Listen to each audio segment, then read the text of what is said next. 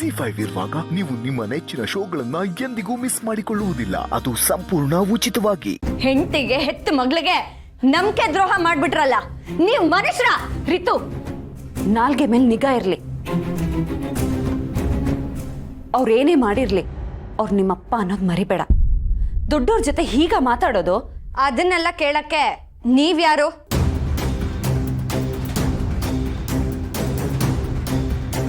ಇದು ನಮ್ಮ ವಿಷಯ, ನೀವು ತಲೆ ಹಾಕ್ಬೇಡಿ. ಇದು ಮನೆ ವಿಷಯ, ಕೂಡ್ ಕುಟುಂಬದಲ್ಲಿ ಸ್ವಂತ ವಿಷಯ ಅಂತ ಇರೋದಿಲ್ಲ. ಇರೋದು ಎಲ್ರ ವಿಚಾರ ಅಷ್ಟೇ. ಇದನ್ನ ನಾನು ನಿನಗೆ ಸಪ್ರೇಟಾಗಿ ಹೇಳಬೇಕಾಗಿಲ್ಲ ಅಂತ ಅಂದ್ಕೋತೀನಿ. ಹೌದೌದು, ಹೀಗೆಲ್ಲ ಹೇಳಿ ನೀವು ದೊಡ್ಡ ಮನುಷ್ಯರಾಗಬೇಕು ನೋಡಿ. ಅದಕ್ಕೆ ಅಲ್ವಾ ಇವ್ರ ಎರಡನೇ ಸಂಸಾರನ ನೀವು ಮನೆಗೆ ಕರ್ಕೊಂಡ್ ಬಂದಿರೋದು. ರಿತು, ನೀನಿನ್ನೂ ಚಿಕ್ಕವಳು, ಇದೆಲ್ಲ ನಿನಗೆ ಅರ್ಥ ಆಗೋದಿಲ್ಲ. ಹಾಗಂತ ನೀನು ದೊಡ್ಡವರಿಗೆ ಬೆಲೆ ಕೊಡದೆ ಮಾತಾಡೋದು ನನಗೆ ಇಷ್ಟ ಆಗೋದಿಲ್ಲ. ಹಾಗಿದ್ರೆ ನನಗೂ ಅಮ್ಮಂಗೂ ಬೆಲೆ ಕೊಡದೆ ನೀವು ಇನ್ನೊಂದು ಕಡೆ ಸಂಸಾರ ಮಾಡ್ತಿದ್ದೀರಲ್ಲ, ಅದಕ್ಕೆ ನಾವೇನ್ ಮಾಡಬೇಕು? ಸುಮ್ಮನೆ ಇರಬೇಕು ಅಥವಾ? ಇದಕ್ಕೂ ಗಾಡಿ ಪರಿಹಾರ ಮಾಡ್ಕೊಳ್ಳೋ ವಿಷಯ ಅಲ್ಲ. ಸ್ವಲ್ಪ ತಾಳ್ಮೆ ತಗೋ. ತಾಳ್ಮೆ? ನಮ್ಮಮ್ಮನ ಪರಿಸ್ಥಿತಿ ನಿಮಗೂ ಬಂದಿದ್ರೆ ನೀವಿದೇ ಮಾತು ಹೇಳ್ತಿದ್ರಾ? ಅಥವಾ ನಿಮಗಷ್ಟೇ ತಾಳ್ಮೆ ಇರ್ತಿತ್ತ? ಬಹುಶಃ ನಾನಿರೋ ಜಾಗದಲ್ಲಿ ನೀವಿದ್ದಿದ್ರೆ ಇಷ್ಟೊತ್ತಿಗೆ ಮನೇಲಿ ಯುದ್ಧನೇ ಶುರು ಆಗೋಗಿರೋದು.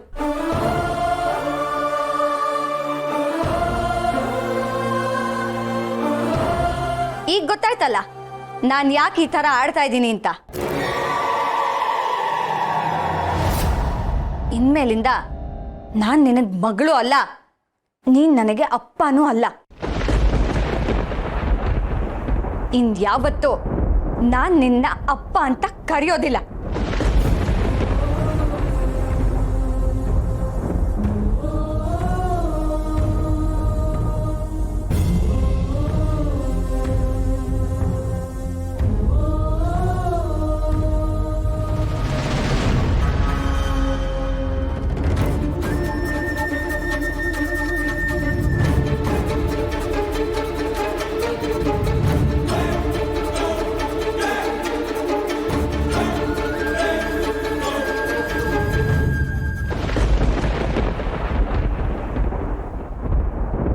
ಇವತ್ತಿನ ಈ ಪರಿಸ್ಥಿತಿಗೆ ನೀವೇ ಕಾರಣ ಚಿಕ್ಕಮ್ಮವ.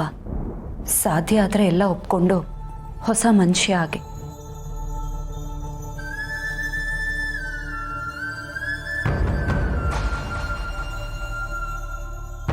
ದೇವ್ರೆ, ನನ್ನ ಮಗಳೇ ನನಗೆ ಛೀಮಾರಿ ಹಾಕೋ ಪರಿಸ್ಥಿತಿ ಬಂತಲ್ಲಪ್ಪ. ಇದು ಹೀಗೆ ಮುಂದುವರೆದ್ರೆ ನಾನು ಒಬ್ಬೊಬ್ಬರನ್ನೇ ಕಳ್ಕೊಂಡು ಒಂಟಿಯಾಗಿ ಹೋಗ್ತೀನೇನೋ ಅನಿಸ್ತಾ ಇದೆ.